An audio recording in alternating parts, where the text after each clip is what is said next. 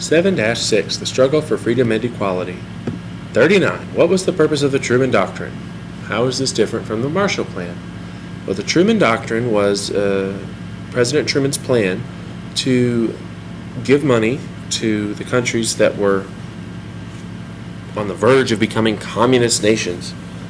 The Marshall Plan was a plan to pump approximately $13 billion into Western Europe to rebuild after World War II. So the purposes, ultimately for both, are to stop communism, but the Truman Doctrine was aimed at countries that were in that Eastern Bloc, right on the edge by the Soviet Union, and the Marshall Plan was more for countries that were in Europe that had been war-torn. Number 40, what was the Cold War? Why did it happen? What were the results?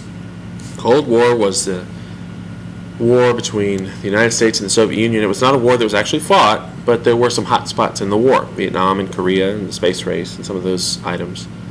But it's important to understand that it's more of a philosophical war between communist countries and non-communist countries. Why did it happen? Because we were against communism and the Soviets were for communism.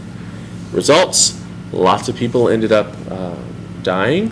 Lots of people were very, very scared. It was a tense time period. Lots of people were scared the world would end, and that this nuclear explosion would just destroy the planet, knock it off its axis. But all in all, we know that did not happen because we're still here. Number 41, what region of the world is typically thought of as the oil capital of the world? We talked about this a little bit. The region we're talking about is the Middle East. Okay, the specific organization designed to protect these countries is OPEC. Okay, the Organization of Petroleum Exporting Countries. So we're talking Middle East for number 41. 42, what was the League of Nations? Why did the UN replace it after World War II? League of Nations was an organization designed to keep the peace after World War I.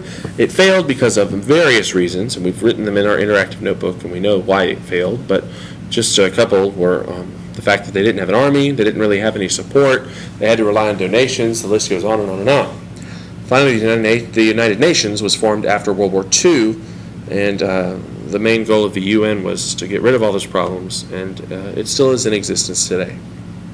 43, what religious groups continue to fight over the land of Palestine? The main groups we're talking about are Muslims and Jews. 44, what Chinese leader was instrumental in creating communist China? Explain the drama there. Mao Zedong was the leader, and he kicked out Chiang Kai-shek after a brief civil war. Chiang Kai-shek moved his people to the island of Taiwan, and that was a nationalist country. Mao Zedong decided to keep the communist country of China, and he spread his influence over China.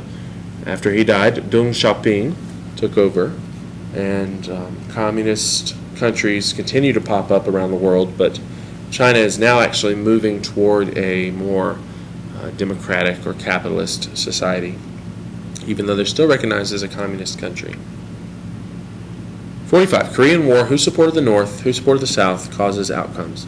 In Korea, North and South Korea were separated by the 38th parallel. North Korea was supported primarily by China and the Soviet Union. South Korea was supported by the United States. We were trying to stop communism from spreading into South Korea.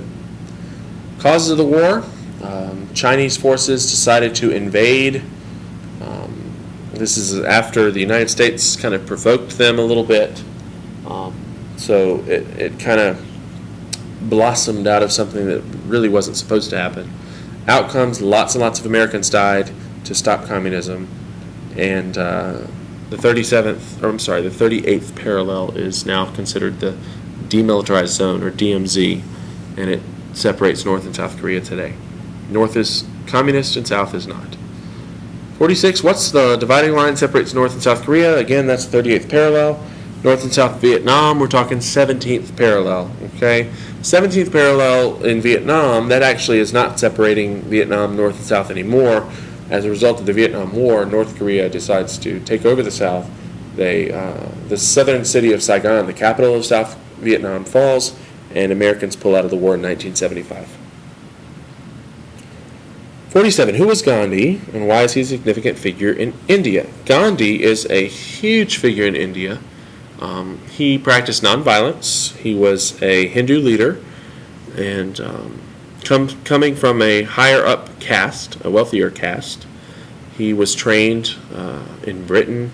He had traveled the world, and he decided to come back to India to free his people. He saw the ravages of imperialism on India, and he decided that that was enough. Enough was enough. So he led the Salt March. He started to disobey laws that he felt were unjust. It's called civil disobedience. And he just went all out. He decided to go even further. Britain let India go. Gandhi again continued to fight for the Indian National Congress until he was assassinated during the migration after the British had split up India and Pakistan. And then East Pakistan becomes Bangladesh and West Pakistan becomes Pakistan. Number 48, how is independence movement in India similar to independence movements in Africa? Well, we talked a little bit about Gandhi and Kwame Nkrumah and how they both used nonviolent means to gain what they wanted. And Gandhi and Nkrumah both got independence for their countries. Gandhi for India and Nkrumah for the country of Ghana. And that's all for 7-6. Have a great day.